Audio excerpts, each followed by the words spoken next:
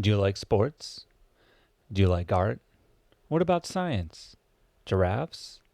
Giraffe scientists that paint rugby games?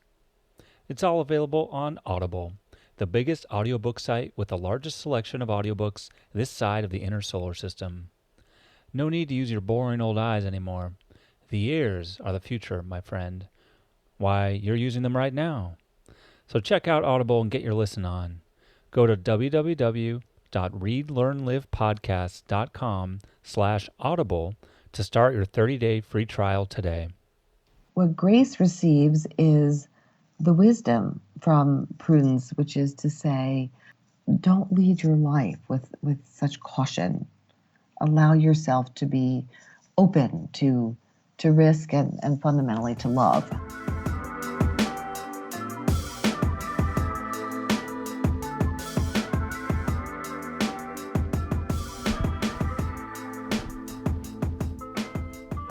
Hello and welcome to Read, Learn, Live, the podcast about improving yourself through literature.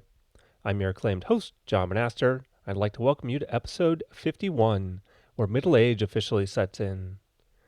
As always, if you have ideas for books you'd like to see featured, or of authors you want to put me in touch with, you can reach me at jon@readlearnlivepodcast.com. Today, I'm delighted to have the opportunity to speak with author Lisa Gornick about her book, The Peacock Feast. Lisa Gornick is the author of Louisa Meets Bear, Tinderbox, and A Private Sorcery.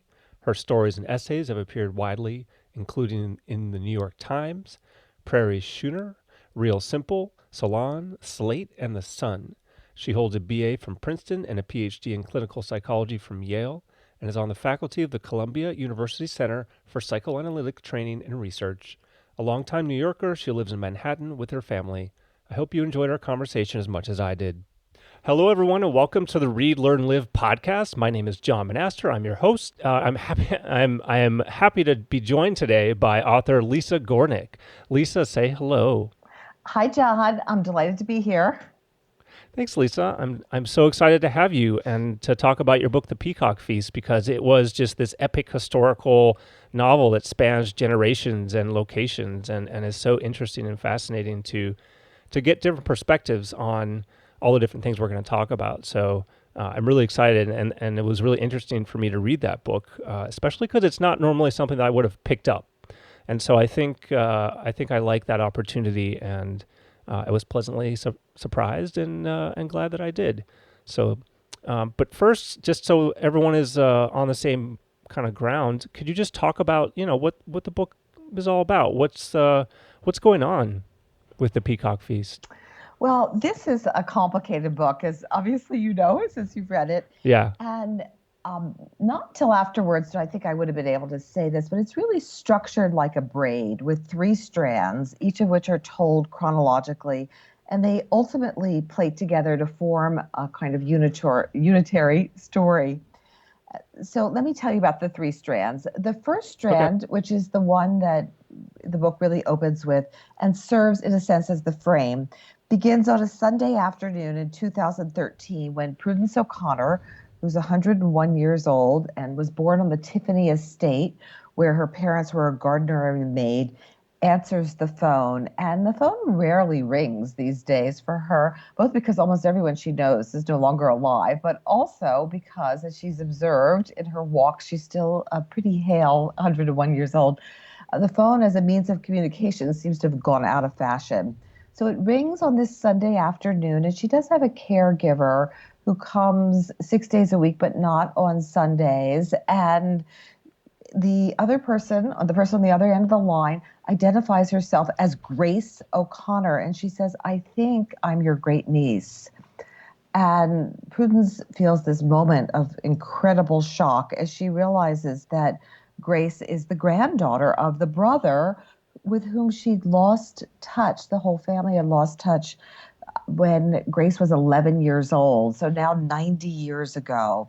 And Grace asks if they might meet. And at first, Prudence thinks, well, she means, some vague time in the future.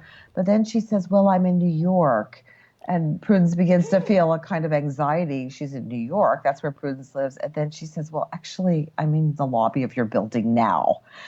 And For a moment, Prudence panics and she imagines what her caregiver Maricel would say, which is, Mrs. P, there are evil people out there. They may come to hurt you.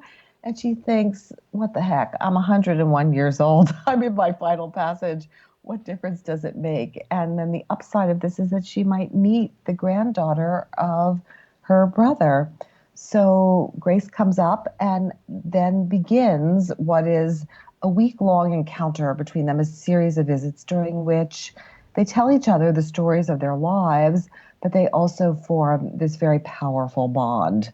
So that's strand one. Strand two is basically Prudence's life, which stretches over a century, as you said, John, and it goes back many generations. And it begins with her earliest memory, which is of the Peacock Feast, which is what the book is titled after. And all that she remembers is hiding behind this balustrade with another child and seeing this mysterious scene of these girls parading across a terrace in these white dresses, carrying on these silver salvers, these roasted peacocks with the plumage reattached. And many, many years later, when she's become a decorator and she's doing some research for an estate that she's working on, she stumbles across an article which is about the Tiffany estate and which identifies this event as this very famous event that was covered by the New York Times in 1914 called the Peacock Feast. And the Peacock Feast was almost more of a performance art than a party that Tiffany threw in 1914 for, quote, 150 men of genius. And he transported all of these men out on a private train to his estate, Laurelton Hall, which was very fantastical, out in Oyster Bay. And he served them this catered meal by Delmonico's, and he controlled sort of every aspect of it, down to how the 40 gardeners had planted the mile-long drive. So that's Prudence's earliest memory. And we then traverse her next memory, which is in 1914. No, I'm sorry, in 1916, when she's 4 years old. And she recalls the day that they left the estate, which is the day that Tiffany, and this is a true story, dynamited the breakwater in front of his mansion in order to prevent the local town, which had had a court order that allowed them to reclaim the beach. And something fictional happens on that day, and Prudence's family leaves and they move to New York, where her father is basically transferred to the Tiffany Madison Avenue mansion. So the story follows Prudence's childhood through her becoming a decorator, through her marriage to a wealthy but difficult man who refuses to have children, his early death, her forming this connection with Louis C. Tiffany's youngest daughter, Dorothy Tiffany, who I'll leave for another point in our conversation to discuss, but who is an historic figure, essentially, who became Anna Freud's life partner, and all the way through to the present, her long widowhood. The third and final strand is Grace's story. So remember, the first strand is the connection between Grace and Prudence. And in that strand, I made a kind of strategic decision, which is that I was going to tell Grace's story starting with her grandfather, which is, what does Prudence not know about Grace's lineage? And what she doesn't know is essentially everything after her brother left New York at 14.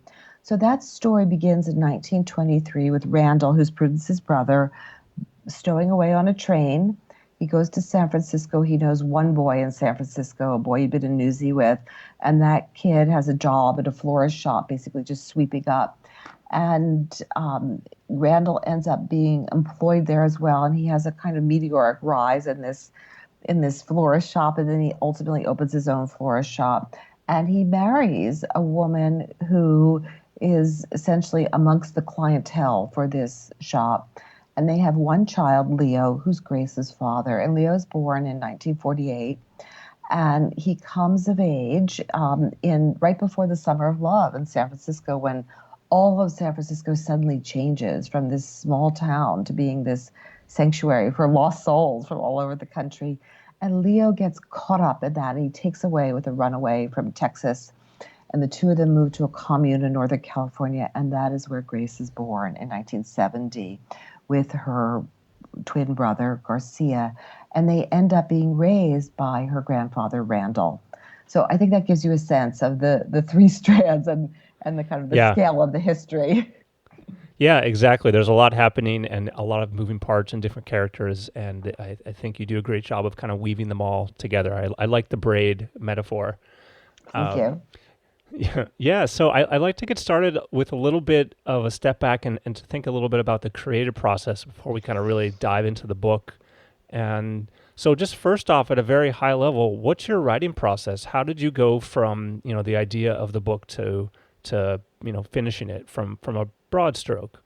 Well, I started off with the idea of this encounter between these two women, but I did not know their stories. And Mm. it was when I stumbled into an exhibit at the Metropolitan Museum of Art in early 2007 and saw Laurelton Hall and got fascinated with who was Louis C. Tiffany and this photograph I saw of the Peacock Feast and who were the people that were there, that I decided to place Prudence as having been born on that estate. And like a lot of writers, there's an overlap between books. So this is my fourth novel, and I was at that time in the end processes of my second, with the third germinating. So there were several years when I was really just kind of in the back of my mind doing the thinking about this book, but also doing a lot of research during the downtime. There is a lot of downtime between books. And so I recently heard an interview by Marlon James in which he describes that a writing process that's very similar to my own, and I found that fascinating because we write such different kinds of books and we're such different persons at a biographical level, but on a creative level, it's very similar, in which he talks about world building. He builds his whole creative world before he writes, and I do that as well. I wrote an essay not long ago for Lit Hub on furnishing my characters' homes, in which I wrote about that I need to actually literally visualize all of the spaces that they live in. And that was really true for Laurelton Hall, though that was an historic place, and I had to do real research to find that out. So once I've done that, and that takes for this book, it took a very long time. Then it's as though I put all the notes aside. I may, on occasion, go back and check something, but the information is kind of seeped into the tea. So it sounds like this is your fourth novel. You've done this several times now. Are there any particular pain points for you? Is there anything that you really find difficult time and time again, or do you feel pretty comfortable with the whole part? Well, each time I finish a book, I feel like I set myself a challenge to try with the next book to do something different so I don't make the same mistakes again. So, Mm. one of the things that I love about fiction, because I'm not a genre writer, each of my books are very different one from the other, is that it's an endlessly changing form. And so things are always being done in a new and fresh way. And I'm always setting myself a challenge to try to accomplish something that I feel grew out of the last book, that maybe I began in the last book or I didn't achieve fully in the way that I would like. For me, one of the challenges of this book is that there are some mysteries in it. And I did an interview with Angie Kim, who has a legal thriller coming out with our state publisher, Sarah Crichton Books, for us, Rush and Drew, in just 2 months. And she said something that I quite loved about my book. She said she loved that the twists are not telegraphed and that the presence of a surprise reveal is itself a reveal, meaning that she didn't Mm. realize that she was reading a book that had a mystery in it. Now I'm giving that away here, I guess. But so that itself came as a surprise. And for me, that was a challenge in this book, how to know, which I had to in advance, what some of the things were that were going to develop, and yet not telegraph to the reader that they were going to be coming, but at the same time lay the seeds of it so that when they arrived, it didn't feel out of the blue. It didn't feel like something that was sort of Hmm. added at the 11th hour. So that was one of the challenges here in this book. Yeah, that makes perfect sense. Okay, well let's hop into the book a little bit because there's lots to talk about. There's lots of characters, lots of things happening. So you already mentioned Prudence and how we get introduced to her at 101, and then we have that interaction between Grace and her, and we also go back in time to her earliest memory in her life. Prudence as a character is very interesting to me. Maybe can you give a sense of like what defines her as a character? Who is she as a character, and how does that change as she ages? Well, that's a really great question.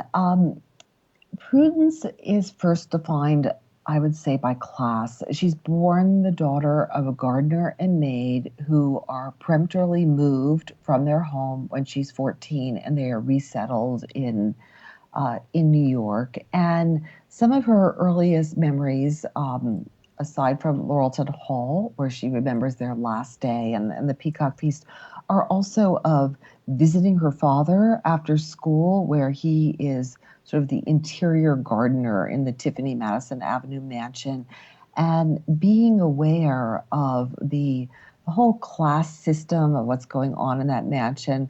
She's quite scared of Louis C. Tiffany, even though she's never met him. The only time he ever appears on stage is, or in the novel, is he once peeks his head into a room where her father is working and she's sort of sketching in the corner quietly, and she's terrified. And he doesn't even say a word, Tiffany. He doesn't even acknowledge her father, and he leaves. So she's quite aware of this. She's then just sort of discovered by a teacher at school who sees what a good artist she is and encourages her to apply for a citywide scholarship, which she wins. So she uses the scholarship to enroll in this very new program of interior design at the New York School of Fine and Applied Art.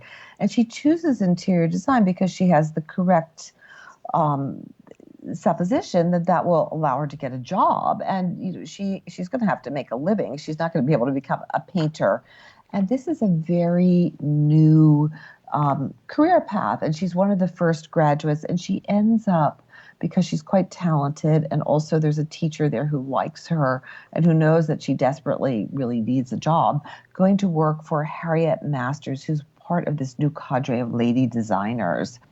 So it's through her work that she meets her prospective husband. And the first time that she's ever invited to a dinner party, it's by one of her clients. And she's extremely worried, will, will she have anything to talk about with all of these people? Is she being invited as a guest, or is she going to be asked to like eat in the kitchen?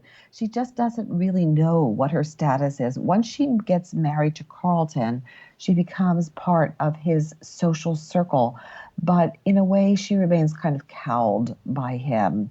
And that defines a great deal of her life. And the other thread that really defines her is that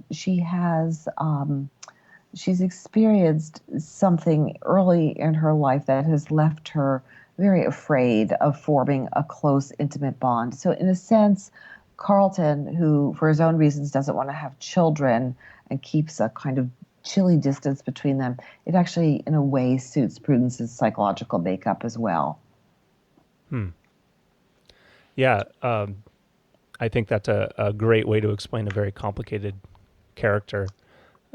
So you mentioned class differences, and I kind of just want to follow up on that because the book really does touch on that in a lot of different ways. I think Prudence a lot of times feels uncomfortable because of the class differences that she sees, or she felt like she was the just daughter of servants, but at the same time, the book talks about some of the people that are lower class than her, and so I just thought it would be interesting to know about how the class differences affected Prudence, maybe how they affected other characters, in terms of way back in the early 20th century and then moving forward, and then maybe even thinking about someone like Carolyn and Randall's relationship and the class differences there.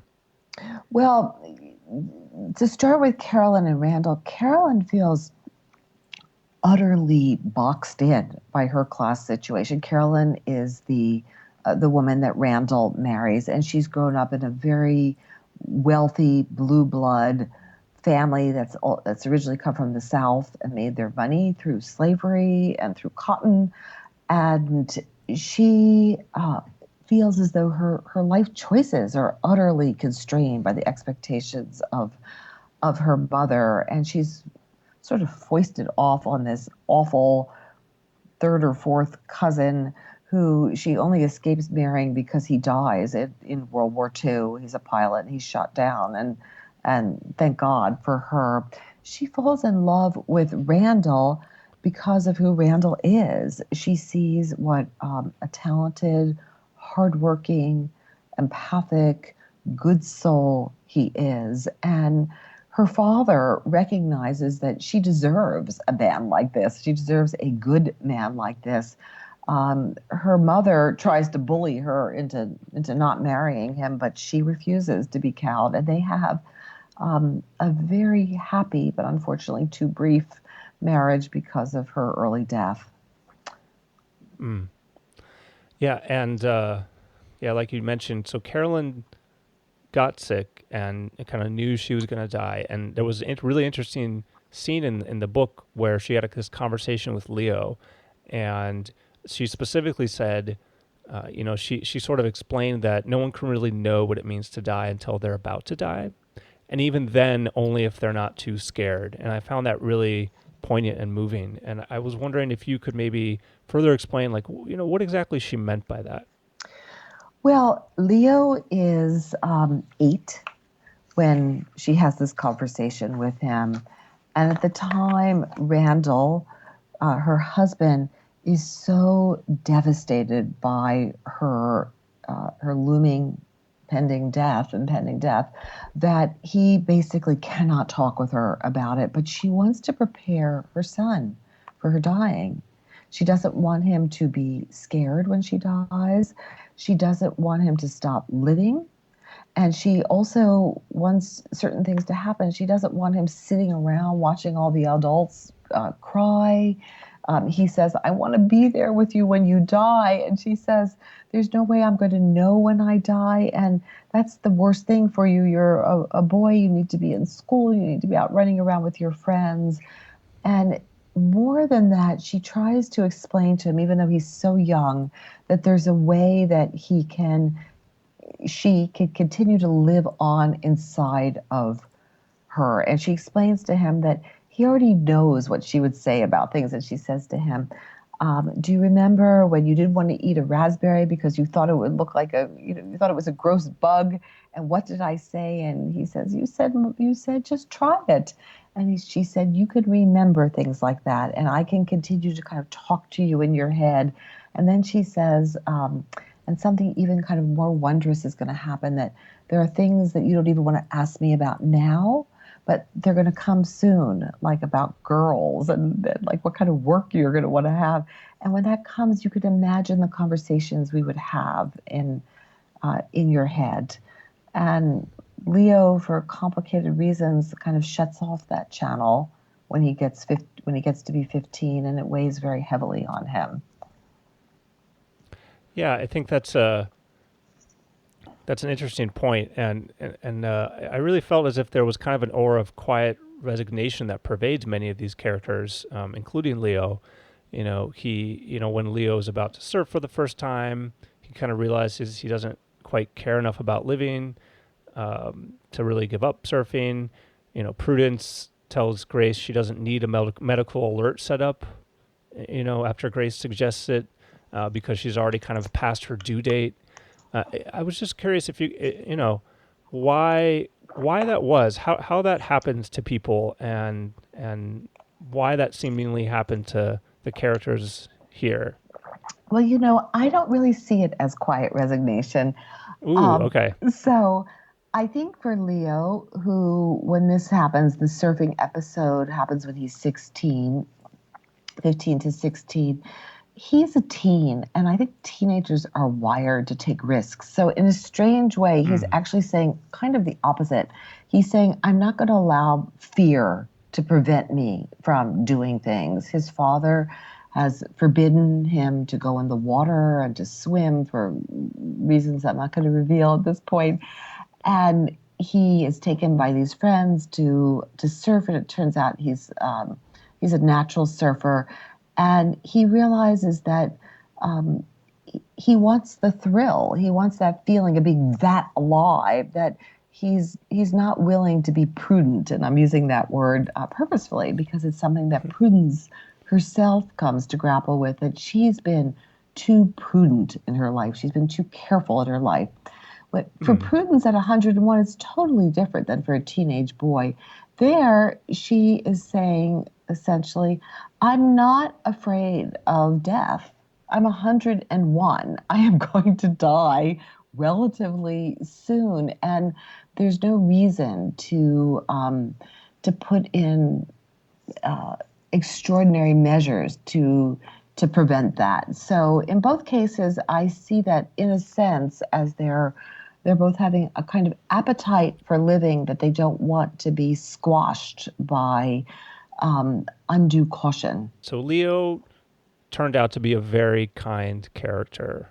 The way that he, even if he didn't think of himself as kind, I mean, he took care of, he met JC and just spent all night with her to make sure she was okay. And that act of kindness, that act of taking care of her, eventually led to them falling in love, and they got married and had Grace. And so I was just, curious about why Leo felt it was important to be kind, and how that maybe changed over the course of the book, because I feel like later as Leo evolved, he turned into a slightly different person. Leo doesn't think of himself as kind. He thinks that he's aware that he has a kind of steely, almost ruthless quality to him, and he thinks of his friend Gary, his best friend Gary, as being the kind person, and he thinks that Gary and JC both have something soft and intuitive, and that that's why they connect. Nonetheless, as you say, he spends that first night with JC. He stays with her because Gary has a summer job and Gary can't. And Leo, he's not a bad person. He couldn't imagine abandoning this girl who's tripping and really needs somebody to stay with her. So as he gets to know JC, he realizes that she's really not a screwed up girl, that she's really a very intelligent and artistic girl. And she's from Houston. She's the daughter of a gastroenterologist and a mother who was very educated, had all kinds of artistic aspirations. And JC was supposed to go to Vassar, but she didn't. She left and came to San Francisco and got swept up in life there. And in a way, JC reminds Leo, though he's not really aware of it, of his mother, who Carolyn, who I've just talked about with Randall, who was very independent and had her own mind. So he genuinely falls in love with JC, and they don't actually get married, but they do move north to this commune in Northern California. And there things don't go as they had imagined. They'd had this kind of idealistic version of that they would be living off the grid and they would be living, in a collective, in a commune, and Leo would be writing his poems and JC would be doing her paintings, but she becomes pregnant and she delivers these babies in February and frigid cold in a cabin. They bring them back to this cabin that has no electricity or running water. And in that context, at this point, Leo is now 22 years old, and he's never had a sexual relationship with anyone other than JC. And he ends up basically betraying her and sleeping with a girl who shows up on the commune. But as he tries to explain to her, it's natural. He feels like he's never been with anyone but her. He's not really ready to be monogamous and to be a father of twins, and he does his best, but it's not that great. Yeah, fair enough. Um, yeah, I mean, I think that the time at the commune was very interesting. I mean, there's a lot happens there, and I think it's clear that they moved together. JC and Leo moved to the commune with the best of intentions, and the highest of hopes. But it really starts to grind on both of them. The winners really get to JC, like you were talking about with Leo, in terms of him wanting to be with other people, and he cheats on JC. I mean, it just seems like the reality of the situation became so much different than what they had intended. And so I guess I was wondering if you could talk a little bit about, what why that was. How is it that they were so bad at predicting what would make them happy? Well, I think what they're bad at predicting is what life will really be like. Mm, They're so young. Leo is 18 and she's 20 when they move there, and they're not good at realistically assessing what a situation will be. So this commune is run by this older couple called Peter and Goddess, who they imagine as being quite different than in fact they are. Again, they neither of them have really thought about the physical realities of what life will be, and I think that this is very common for young people, that they put themselves in situations that are more based on fantasy than reality. And mm, as the reality of what their life is like sinks in, what JC finds herself wishing for is only just to be back in Houston, sitting around the kidney-shaped pool that her parents had, with her mother taking care of her. That's what she really yeah, wants, being yeah, warm. right. In the end. Okay, well let's switch back to Prudence real quick here, as the book does from time to time. So you mentioned this already, but one of the big things about Prudence's marriage to Carlton was the issue of children, and Prudence wanted to have children, and Carlton did not, and Prudence went along with that decision, and it seems to me really spent a big chunk of the rest of the book kind of regretting that and thinking about what life might have been like. Even maybe at the very beginning of the book, she's thinks about that. So I guess I'm just curious about kind of that dynamic, in terms of, you know, what could Prudence have done there? Should Prudence have brought that issue up sooner and kind of forced it a bit more, and therefore caused maybe more problems? What was the right solution here, or is it just kind of a no-win situation? Well, one of the things that Prudence thinks about when Carlton first proposes to her, and he proposes in a very honest way. He tells her right out this proposal is based on the supposition that we will never have children. And the reason he doesn't want to have children is that he has these pursuits that he's older than she is. He's in his late 30s, and he has these pursuits that are very important to him. He wants to master the entire canon of Bach piano music. He's a serious amateur pianist. He also wants to climb the highest peak on all seven continents, and he collects rare books. So he has all of these things that he thinks are incompatible with his being a good parent. And he tells her that right out. And Prudence thinks about something that her mother has said to her, which is something along the lines of, when fate offers you a good deal, you don't spit in its face. And she thinks, here's Carlton. He's actually he's a good man. He doesn't drink to excess. He doesn't gamble. He would never hit her. He actually really cares about her. And he said it pains him that he knows that it will cause her pain to not have children, but this is his bottom line. And she allows herself to delude herself that she will be able to change him. She thinks, well, I'm only 23. In a year or two, he'll change his mind. He'll understand how important this is to be. I don't really want to have children right now anyway. And so it is, she deceives herself. So, in a way, it's a little bit related to what you were talking about with Leo and JC. Young Mm, people and all of us, we allow fantasy sometimes to overtake reality. Had she looked at it with clear eyes, she would have seen Carlton is not a man who's going to change his mind. Now, the other part is what could she have done? Well, had she had a stronger character, had she not grown up as she did, feeling inferior, she had this kind of internalized sense of, I guess, what sociologists have called the injuries of class. underneath she's not, she's, oh, there's a kind of insecurity. She might have stood up more firmly to Carlton and said, I insist, but Hmm. she's never able to do that. Yeah. And then, later on in the book, she she meets somebody else. She meets Jean Christophe, maybe is a good guess at pronouncing.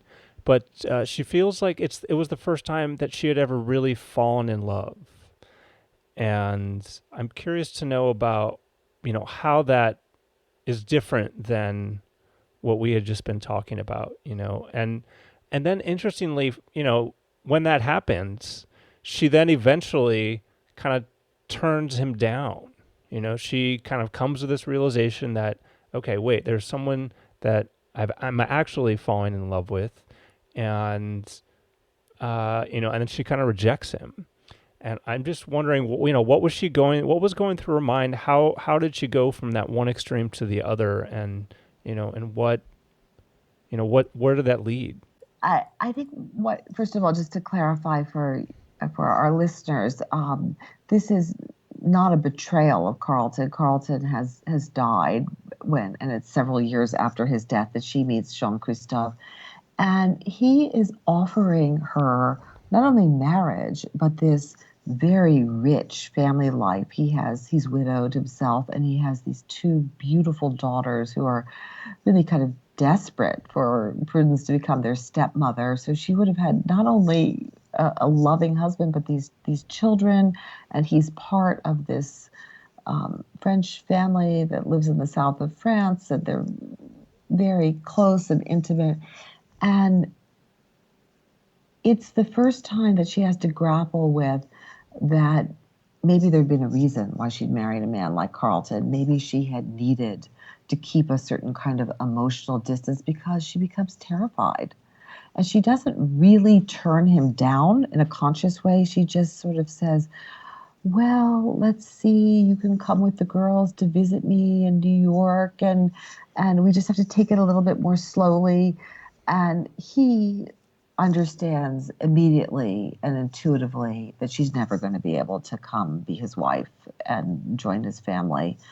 And he breaks it off because he can't put his children through becoming attached to her, sensing that she's not going to ever really be able to do this. Mm. And, kind of around all of this, around everything Prudence had to deal with in terms of, her first marriage and finding someone new, and she's doing her profession like you mentioned earlier. She's an interior decorator. That's what brought her to France, and that's why she met Jean Christophe. And she has kind of these kind of doubts about that as well throughout the book, where she's not really sure about how she feels for kind of decorating for rich people, and at one point really feels like the whole profession was fundamentally flawed. So I'm just curious about why did she feel that way, and were there any solutions there as well, for her? Well, this is certainly not meant to be a condemnation of the profession of interior design. It's Yeah. rather Prudence's own experience is of being a decorator for very rich people who have too many homes and don't have the time to decorate their own homes.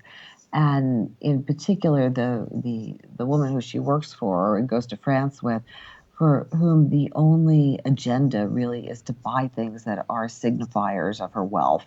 And so Prudence comes to feel really kind of morally disgusted by that whole notion of decoration just as a status symbol. And those are many of the clients in this firm that she works for. So there's that, but underneath that also is a feeling that she begins to have about what it is that makes a home, and she develops this idea that a home really has to be a personal expression of its occupants and to sort of tell the narrative history of its occupants. Otherwise, it's like a showroom. And so Hmm. now there are plenty of people for whom they have too many homes, or that is how they approach their homes, but it's something different and something missing. It's like the difference between a restaurant meal and a family meal. And so that's another one of her critiques. And then the other piece of it is that underneath, she has this relationship with with Louis C. Tiffany's youngest daughter, Dorothy Tiffany, who had seen her early sketches, and Dorothy had thought that Prudence would become an artist. And Prudence has to grapple with what the difference is between becoming an artist, which means having an internal idea, an internal vision, which and a dedication to telling the truth, which means seeing what's ugly and beautiful, and the difference between that and what she does, which is to beautify things, and that those are distinct. So that's some of what she comes to think about her work. Yeah. One of the things that Prudence worries about throughout the book, really, because we find out about so much loss that's happened across this family over the generations, is being a potential end of the family line, since Prudence wasn't able to have children. And this interaction with Grace kind of leads to her asking Grace to reconsider Grace's being so removed, which, Grace also isn't, kind of on board with finding someone. And Grace ends up doing that. And I'm just curious about why Grace's character changed. What really led her to decide, okay, I'm going to make an effort and really try and find someone and join in together in a relationship? Well, the Grace doesn't really make a decision to find someone. She rather promises Prudence that she won't close all doors as she has been doing.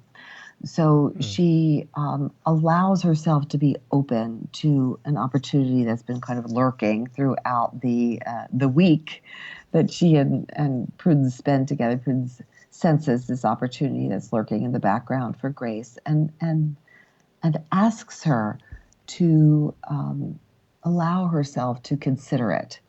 So there is this very powerful exchange that happens between Prudence and Grace. What Grace gives Prudence is an opportunity for Prudence to have someone to bequeath her legacy to. And that's not just her wealth, but what it is she's learned in life. So Prudence has made mistakes and she has many regrets about her life, but now she has an opportunity to allow what she's learned to perhaps let the next generation, or it's really two generations down for her because it's their great niece, move on. And so, and what Grace receives is the wisdom from Prudence, which is to say, don't lead your life with such caution. Allow yourself to be open to risk and fundamentally to love. And that's kind of the end of the questions I had put together. So I just want to check in with you. Is there anything else that you had hoped people would get from the book, or any other ideas or anything you wanted to bring up that we haven't talked about? Well, as you know from reading this book, it's kind of jam-packed with ideas, and we've gone over so many. I don't want to flood your listeners.